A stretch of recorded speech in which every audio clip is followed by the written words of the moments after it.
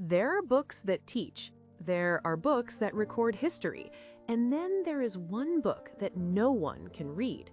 For more than 600 years, scholars have turned its pages, linguists have analyzed its script, codebreakers have studied its patterns, computers have scanned every word.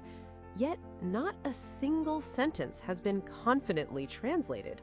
The Voynich Manuscript looks like knowledge, it behaves like language, but it refuses to reveal meaning. And that quiet resistance is what makes it extraordinary. The manuscript was created in the early 15th century. Radiocarbon testing confirms the parchment dates between 1404 and 1438. The ink and writing style match medieval materials. The handwriting is steady and controlled. This was not random scribbling. It was written with care by someone trained and deliberate. The book is filled with strange illustrations. There are drawings of plants that resemble real species, but never perfectly. Some appear to combine features from multiple herbs. Others seem entirely unfamiliar. There are circular diagrams that resemble astronomical charts. Some pages show women standing in pools of green liquid connected by tube-like structures. The imagery suggests science or medicine, but without readable text, interpretation remains uncertain. The writing system itself is the real mystery. The script contains repeating words. Certain word patterns appear again and again. Statistical analysis shows internal structure similar to real languages. There are beginnings and endings that resemble prefixes and suffixes. The text follows rules. It is not random noise. In the 20th century, professional cryptographers attempted to decode it. Among them was William Friedman, one of America's leading codebreakers. He studied the manuscript for years. His conclusion was cautious but clear. It does not behave like a simple cipher. It lacks the irregularities typical of standard substitution codes. Yet it also does not collapse into nonsense. It exists in a space between encryption and language. Some researchers believe the manuscript represents real language written in an unknown script. Others argue it may encode abbreviated Latin or a lost dialect. A few suggest it could be an elaborate medieval hoax, but that theory faces serious problems. The parchment was expensive. The structure of the text is remarkably consistent. Creating such a system without meaning would require extraordinary effort for unclear reward. Modern technology has not solved the problem.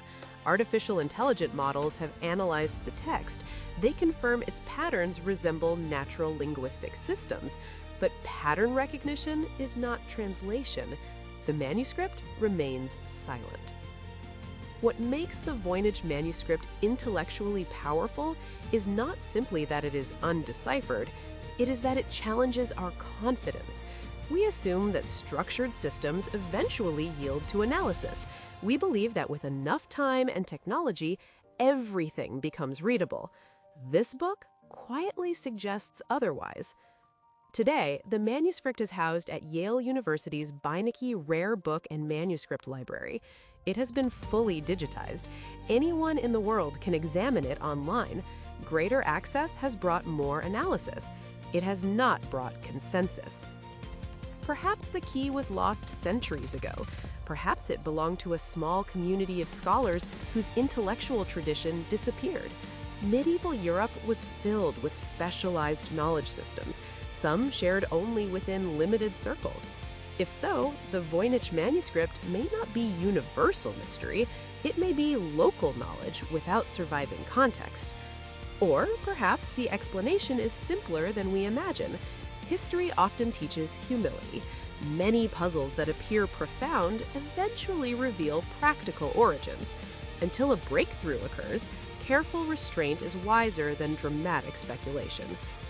There is no credible evidence linking the manuscript to supernatural forces or advanced lost civilizations. The mystery does not require fantasy. It is powerful enough on its own. It is a genuine artifact from the medieval world. It contains structured writing. It reflects human intention. yet it remains unread. And maybe that is its deeper significance. The Voynich Manuscript reminds us that intelligence is not only about solving problems, it is also about confronting limits. Not every silence is empty. Some silences endure because the key no longer exists. If one day the text is deciphered, it may reveal herbal recipes, medical notes, or astronomical observations, or it may reveal something entirely unexpected. But until that moment, it stands as a rare intellectual boundary, a physical book that contains language without comprehension. In a world that increasingly believes every mystery will yield to technology, the Voynich Manuscript offers a quiet counterpoint.